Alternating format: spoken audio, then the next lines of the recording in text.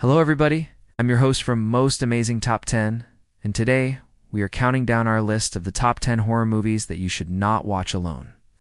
Which one of these would you watch with your friends? Let me know in the comments below. We're starting off in our number 10 spot. We have Sinister. This is one that is quite creepy, and I do recommend you have some company when watching this one. When a true crime writer moves his family into a new home, he finds a box of home movies that detail the ritualistic murders of several families. That is definitely something you do not want to be watching alone. It was made on a pretty small budget, but it still grossed over $80 million worldwide. It was released in 2012, and I personally think it has kind of flown under the radar. But if you have not seen it yet, I highly recommend it. You just might want to have someone else in the room with you while you watch it. Coming in at No. 9, we have The Grudge. There are quite a few movies in this franchise. They all revolve around the same curse. Basically, if you kill someone in this house, their soul will forever be trapped there, and they will be passed on to the next person who walks through the door. Then it just keeps repeating and repeating and repeating. It's actually really hard to break the cycle. The original Japanese movie was called Ruon, and then Hollywood came out with their own version. There's also a TV series that is based on the movie, so there's lots of content to choose from, but you're going to want to make sure you watch it with a friend. In our No. 8 spot today, we have The Babadook. This is about a single mother and her young son who are being tormented by a monster that comes out of a pop-up book. It doesn't sound too bad, but trust me, this one is super intense. And again, I feel like it's one that does get kind of forgotten about, but it is so good. If you haven't watched it, please do so, but maybe with a friend. It was filmed in Australia, which is not normally known for its horror films, but this one is great. And it won a bunch of awards at the 2014 Saturn Awards. Next up at No. 7, we have Lake Mungo. Now this one is different because it's meant to look like a documentary. It's found footage, and it follows a family after their teenage daughter drowns. She was only 19 years old. While they're trying to cope with this tragedy, they start experiencing some unexplainable things. They start feeling like she might still be around. It's definitely a really good one to watch with your friends. It's a slow burn, but towards the end it picks up. So make sure you don't skip out on any of it. This one actually started out as a short film. It was 26 minutes long, and it was called The Hike. But then they expanded on it and turned it into a full-length feature movie. And since it's technically a mockumentary, it blurs the line between reality and fiction, and that's what makes it so scary. Coming in at No. 6, we have The Conjuring. This is another one that spawned a whole franchise. It's based on real events, or at least that's what they say. When paranormal investigators Ed and Lorraine Warren are asked to look into strange happenings at a farmhouse, they soon discover it might be connected to a nearby asylum. And all of the spirits haunting the residents might have originated there. This one is so good, and I guarantee once you watch it, you are going to sleep with the lights on. I also recommend you watch it with a friend. If you do decide to watch it, the scariest scene in the movie is probably when the doll comes to life.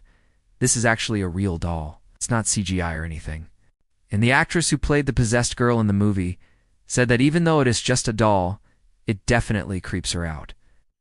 Next up at No. 5, we have The Visit. This is another found footage film directed by M. Night Shyamalan. He's been directing movies since the 90s. He's directed over 10 movies. I feel like he's kind of fallen off recently. But this one is pretty good. It's about two kids who go visit their grandparents for the first time ever, and they document their entire trip on camera. But after they arrive, they soon realize their grandparents are not what they seem. And it's definitely not a normal household. That's why you're going to want to have a friend with you while watching this one. Coming in at No. 4, we have Sinister 2. Like I said before, Sinister was such a good movie they had to make a sequel. But I would definitely watch the first one before watching this one. Even though this one is really good, I feel like the first one is better. But in this movie, a sheriff who is investigating a gruesome murder discovers a connection to the first Sinister film.